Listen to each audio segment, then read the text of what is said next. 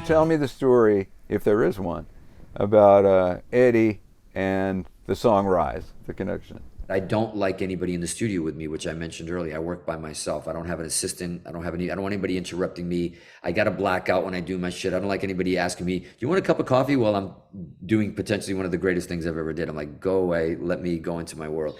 And so the band knows that as well. They don't bother me either. Even if we're in the studio together, they're like, "Nuno's going down the rabbit hole. Don't go in there."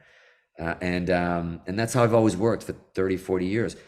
So now I told Gary, hey, I'm cutting a solo today, Rise, and Gary was in town to do a vocal on it as well. We were going to do it in the afternoon. He goes, hey, just letting you know I'm going to lunch today. Talk to you later. I go, yeah, come back about 2 o'clock. So about noon hits and my phone is blowing up. And I'm like, Gary, I'm like, what the fuck does this guy want? It's like, I told him. And it's like, and I'm like, dismiss, whatever. Calls again. Dismiss, calls again. I decline. And now he's texting me. He's like, "Get down here, man! Like, get down to the front of the house." And I'm like, "No, I'm recording a fucking solo. You should know better. Leave me alone." And then I'm like, he hits me up, and I go, "Okay, something must be fucking going on." Yeah, that's the most Gary has called me and texted me in 10 years. Something's got to be going on. So I go down from my fucking Hollywood Hills. You have to go, when you go down, you got to go down because all the houses are built like this. It's like, so I'm going down. I open the door and I'm ready to go, like, what the fuck? And I see Edward. And I'm like, okay, that's a good, that's a good reason to annoy me. And yeah, and it was amazing. Biggest hug. I haven't seen him in a minute, and big kiss and hug. When was this though? What year This was is like 2000. I want to say 2019, Okay. like early 2000, mid 2019, basically.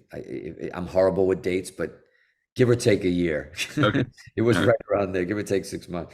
I don't document much, but I come down and Eddie's he's super good spirits and he's playing songs in his car through the window about like what Wolfie's doing. It's a new album that now we know that he's playing all the instruments and everything like Yeah. that.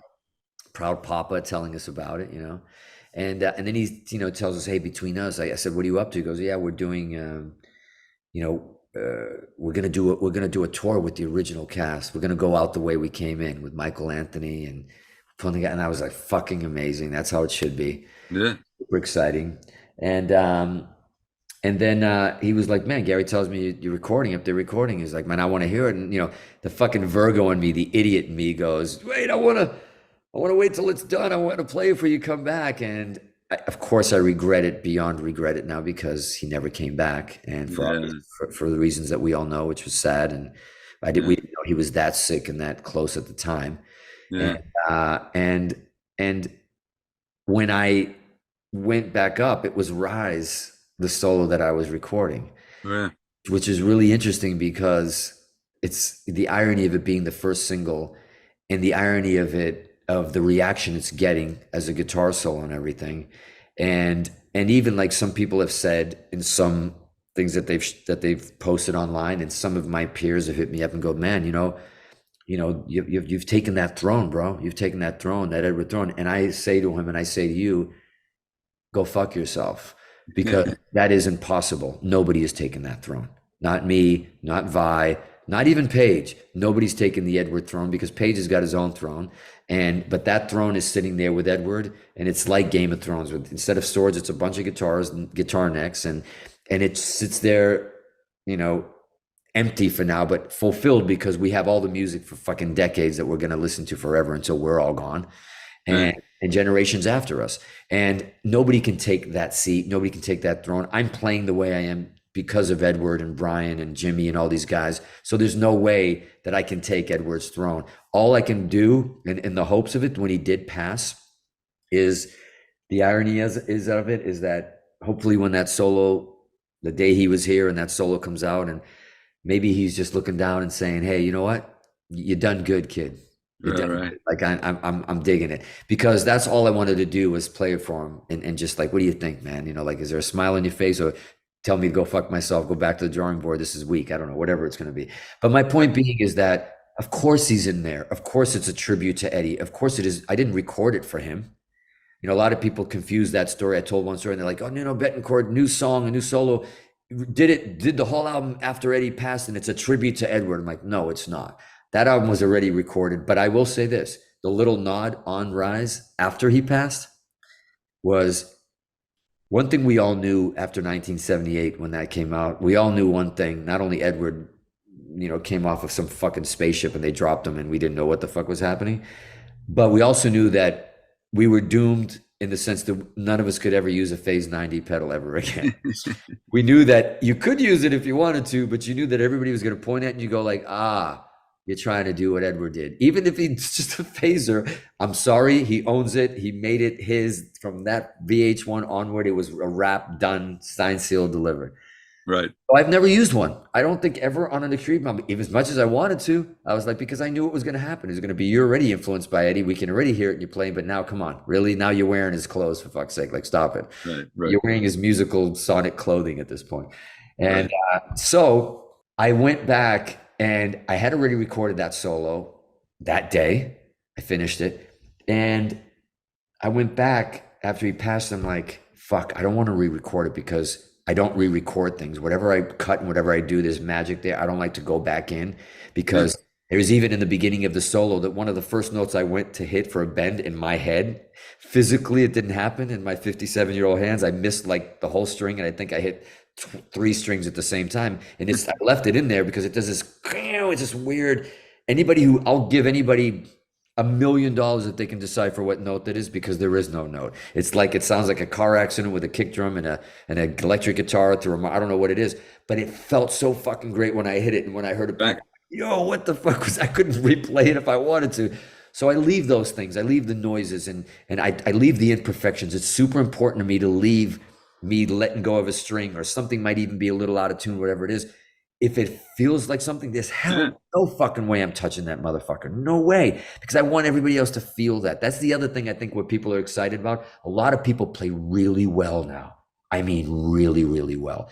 And some of the danger gets taken out of it. That danger of you going for shit that you might not hit, or shit that's like that, even when I'm playing the fast part at the end and everybody's, oh my God, it's so precise. If you really want to hear, there's 2 parts of that solo that sound like, wow, do you see what he did there? They're almost like harmonics. No, I like, while I'm playing it and discovering it, I'm missing like 3 notes in a row and it's going, and it's doing some weird fucking shit. I'm like, oh yeah. I was on purpose. I was really expressing myself. No, I was like, fuck it. It sounds fiery. It sounds amazing. And it hit harmonics instead of the notes, whatever the fuck. But back to the Edward thing is, I went back. I couldn't do this because the song was already recorded. So I said, fuck it. I literally went online and I searched Phase 90 plugin. Is there a real good digital plugin that emulates the Phase 90? And I found one. And it was free. And I was like, wow, okay, this is means. And I literally went and I put it on that fucking solo.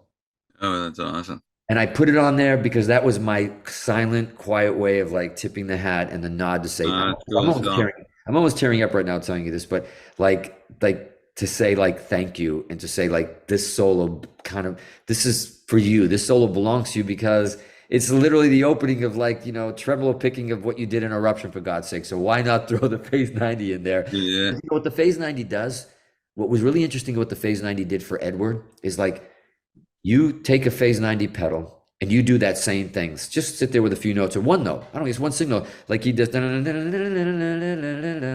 the beginning of Rise was just climbing.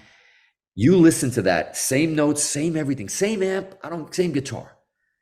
The front end of the picking is almost, it's there, but it becomes something you stop listening to because it sounds the same every time. Right. Phase 90 gives it that every time you pick that note, it's a nuance that you've never heard before. Right. It does this weird thing because of the phase. It's like this, it's almost like I use the word chocolate. This is the thing, and it brings out the picking that makes it sound so much more intense, so much more emotional, so much more like in the speaker that it's right here. Right. So when I put it on, 2 things happened. I was excited, but I was also pissed that I hadn't used it before because I'm like, oh my God, it makes all the picking sound so much more exciting than it muting and everything I've been doing for fucking 40 years. I wish I had thrown it in. But that's what it did. And that's why it sounded like, that's that Edward sound, that front end when he's fucking going for it. And I went, I finally sound a little bit like Edward because of that fucking Phase 90. But yeah, that was. That whole thought came from an emotional feeling. And so then you acted upon your emotional feeling and made it happen in the music and in the guitar part. So it's just added that other element to what was already there. Yeah. Check it out. There it is, man. I mean, there it is. So I bought this in 74 or 5, Wow. whatever year they came out. This is the first one. Wow. And I think it was $70. That's my initials on Yeah. it. And it still sounds good. Yeah. Of course, dude. It's the old faithful, man. It's like there's certain pedals, if you notice, like guitars, pedals, amps, nothing has really changed since they first did them. It was their perfection from the beginning. You know what I mean? And that's that. Exactly. Yeah. Everything, phones, everything, technology, all other technology, everything. Yeah, of course, people trying to use like modeling and amps and like that, and I appreciate them. I have a Kemper in my studio, but more to just to create. Like I want to go quick. I want give me a quick amp telly sound. But when I fucking go, it's very simple. It's just my guitar going into my rat pedal that has distortion all the way off at like fucking 8 o'clock, and then the volume on the rat pedal is like the opposite at like 11 o'clock, and then the filtered thing is in the middle. And anybody else, when I was on tour, Generation X, and those guys on stage with Vi and Ingve and Zach and all those guys, Tosin, they're like, "What is with your rat pedal? It's just sitting on your amp. You don't touch it. You don't hit it, and it's been there since you're like 12. What's going on?" And then I give them the guitar, and I'm like, "Here, play it." And I'm like, "Keep playing." And I put it in. They're like, "I hear nothing. What is going on?" And I'm like, precisely. I'm like, it's not a hearing thing. It's a feel thing. It's a tactile. It's a tactile. But I said, now do this. Now go to your bottom end and play something that I would play where you mute the bottom end, or you go gunk, gunk, gunk, like where you mute it. And I go, now listen to it on and off. And they went, oh shit. Yeah. It tightens the bottom end of the amp for me. That's all it does. So that way it's not floppy like boom, boom, boom. It's like gunk, gunk, gunk. It's like giving it a kick drum head in front of it. Yeah. And I've not been able to not have it since I was like 12 or 13. It's been in front of my amp, just sits on the amp, and the guitar goes in there and it comes out and it goes back in straight to a DSL 2000 on this album, 2000. And a lot of people go like, what do you mean you use the 2000? I don't like those amps. I'm like, well, I'm lying a little bit, because if normal people they use the treble, presence, and mid range.